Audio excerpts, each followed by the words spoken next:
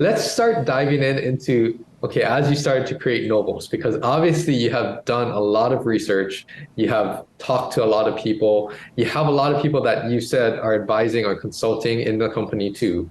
So let's dive into the concept of longevity. What kinds of things you guys are actually looking at? I know there's ways that you can measure or try to measure, your actual age and your biological age, right? Based off of so many facets of aging, right? Or longevity. So let's talk about that a little bit more. Talk about what are you looking at and what are these aspects or facets of longevity? Sure. So I'm going to be saying a lot of big words very soon. So I hope I don't lose your audience with this, but I'll try to keep it as comprehensive as possible. So I've mentioned multiple times that there are these 10 hallmarks or causes of aging. So I'll first mention those, and then I can talk about what you're talking about, which is the biological aging process, or essentially your biological age versus your chronological age, and how to measure it and what the implications of that are. So the biological causes of aging. First is mitochondrial dysfunction. So mitochondria are like the power plants of your cells, and they convert your protein and your fat and your carbohydrates into energy that then gives your brain the ability to think, your heart to pump, and your muscles to be able to move.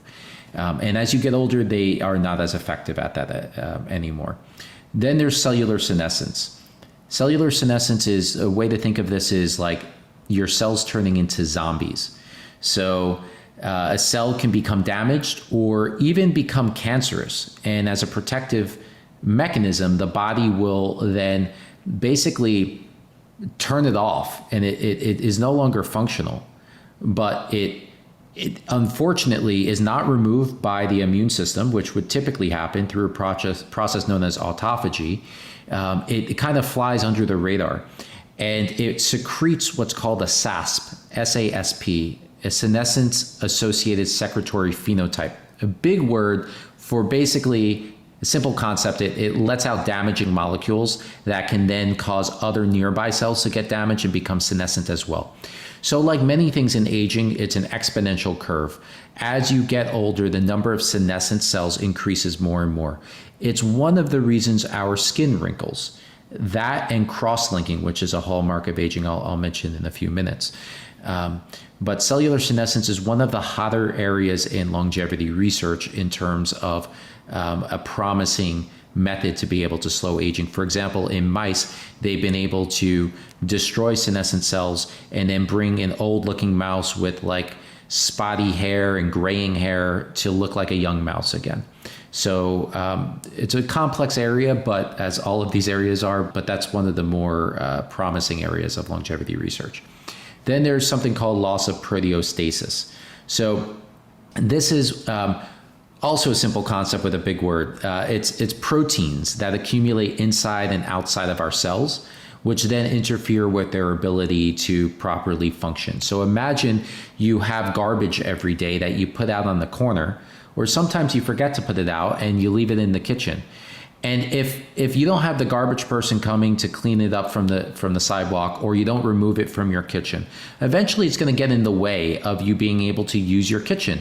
You can't use your appliances, or you can't leave your apartment anymore, or you can't enter it anymore, right? It just interferes, it gets in the way. And this happens within our cells as we get older. And so you want to be able to clear those proteins properly so that the cell can function properly.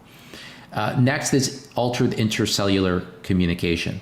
So cells are communicating with each other. This is how it like our bodies are this very complex network.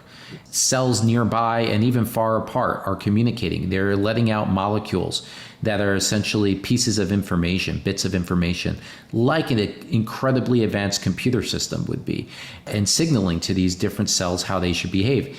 And that starts to go awry with things like senescent cells that I mentioned before, or inflammation can prevent it, or even what I just mentioned with proteostasis, preventing access to certain receptor sites on cells. So this communication starts to fall apart, and then organs aren't functioning properly. Next is genomic instability. This is a commonly known one. This is DNA damage. This was once thought to be the reason why we get older. Scientists back in the 70s into the 80s thought that DNA damage was why we got older, and that's why the antioxidant perspective on aging gained so much steam. Even to this day, people say you need antioxidants to not age and to stay younger. Well, that's only half true. There are a number of antioxidants that can actually accelerate aging when you get too much of it. For example, vitamin E has been shown to accelerate aging if you get more of it than you should. There are certain antioxidants that at a low dose are good for you, but then at a high dose, they can be somewhat poisonous to our bodies, right? So it's not that clear. But what is clear is that we don't want our DNA to get damaged. Because damaging the DNA can lead to cancerous mutations. It can lead to a cell not functioning properly. It can lead to telomere shortening, which I'm going to mention telomeres in a few minutes. And telomeres, as they get shorter, can then lead to a higher risk of other diseases, which I'll talk about soon. And so overall, you want to protect the DNA and prevent it from getting damaged. But antioxidants are not necessarily the best way to do that. Next is epigenetic alterations. So this is going to come into play when I talk about the concept of biological aging versus chronological aging. But the epigenome, a way to think of it is you've got your genome. This is like a piano and its keys. And then the epigenome is the piano player or the music that is being played from the piano. And so you can have Mozart being played on the piano, or you can have a kid crashing down on the keys, right? Like there's a very wide range. And for most of us, when we're born, we're playing Mozart or Tchaikovsky, whoever it is you like the most, right? Chopin. And then as you get older, certain keys that shouldn't be pressed are pressed, or you're pressing the wrong key, or you lose the rhythm a little bit, right? And as you get older, it becomes more and more chaotic. And this happens with our epigenome. So your epigenome is determining which genes are turned on or off, and it's influenced by the environment. So that could be the food you're eating, the air you're breathing, if you're getting UV radiation from the sun, if you're running, if you're sleeping enough or you're not sleeping enough. All of these things, this is the nature versus nurture, right? This is the nurture side of nature versus nurture. And you want to make sure that your epigenome is that of as young of a person as possible and is able to respond to the environment as appropriate. And so as you get older, it's not functioning as properly, and there are patterns, and those patterns are detected when it comes to biological aging, which we'll talk about in a minute. Next is telomere shortening. I mentioned this. So telomeres are the end caps of your chromosomes, and they protect your DNA. Every time you have a cellular division, you produce a new cell, the telomeres get a little bit shorter. And at first, scientists thought that maybe telomeres would be able to tell how old you are biologically, since they are getting shorter with time. The problem is that the distribution of telomere length by chronological or even biological age is too wide. In other words, a 20-year-old might have the same telomere length as a 45-year-old. What we have found, though, is that when telomeres become too short, that's when there's a problem. So if you had telomeres that were 7 kilobases long, that's the unit of measurement that they use, whether you're 20 years old or 40 years old won't make much of a difference. But if you have too few kilobases, maybe 5 kilobases, then you have a much higher chance of digestive tract cancers, for example, or general mortality. And so that's what you want to look out for telomeres. And when you have a lot of DNA damage and you're replicating cells to try to have new healthy cells, you're going to go through your telomeres or shorten them quicker. Now, the good news is you can actually lengthen telomeres or slow down the decline in telomere length. And that all plays into overall what we try to do at NOVOS is to improve the outcomes of all 10 of these hallmarks of aging. Next is deregulated nutrient sensing. So we're up to number 8 out of 10. We're almost done here. So deregulated nutrient sensing is how cells become less tuned into nutrient signals. So this you can see on a blood lab that your doctor orders for you. For example, your HbA1c, which is a measure of the glycation of your red blood cells, essentially your blood sugar levels, what they have averaged over the last 3 months or so. that will go higher and higher. In other words, your blood glucose control is not as tight as it is when you're younger, and it becomes more and more diabetic. Cholesterol levels and triglycerides start to rise as you get older. So these are things that can cause inflammation and damage and glycation, and you want them to be kept within a low range, and that becomes a problem as we get older. Stem cell exhaustion. So stem cells are very commonly known when it comes to youth.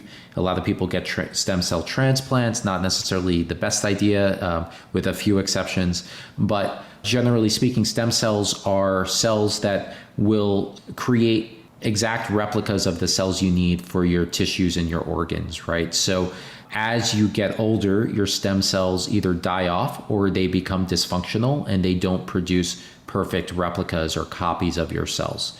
And so you want to make sure that you can replenish and maintain these stem cells. And then finally, last is cross-linking. So as we get older, there are sugar-derived bonds that are formed between proteins that make up our tissues, or even between fats as well, that then lead to the tissue becoming more stiff. So this can manifest in the form of skin wrinkling or hardening of arteries and blood vessels.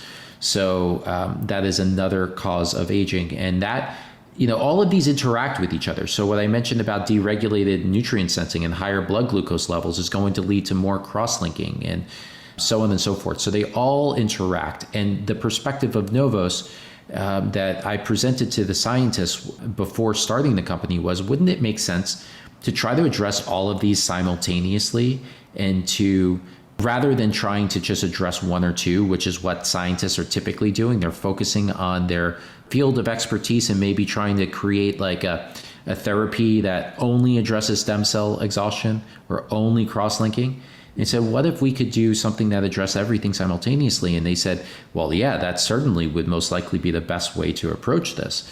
The problem is when you're doing something on the FDA path, which is what you need to follow for biotech, you need to create something for a medical indication, and aging isn't a medical indication. So it needs to be for arthritis or for heart disease or neurodegeneration and so on. And they also need to stick with simple formulations, like a single molecule. They can't combine 10, 12 things, at least not easily. And so when you go the natural path, which has less FDA regulation, we fortunately can combine, like we did with NOVOS Core, 12 ingredients that could address all 10 of these simultaneously. And so that's the overview of the lens through which we look at aging and how we then formulate our products, how we communicate information to people, to the general public. And with all of that said, I'm happy to talk about biological aging versus chronological aging if you'd like, but I'll pause for a second in case you have questions. That is a very good intro to the 10 aspects of aging, because I've heard about all of these separately. I'm no expert in the field, but I read things here and there that pertain to kind of my field that I mentioned to you, osteoarthritis. But it's interesting to hear the perspective and kind of just that basic understanding as to, okay, these are why it's important. So for anybody out there, this is the complexity of it. You, of course, simplified it down into 10 minutes, right? But it's so fascinating how much complexity there is, what's going on in our body. Our bodies are beings that we can't even understand fully, right? But even this knowledge of what you just shared, it makes sense what you're targeting, what the goal of your company is to do all of this too.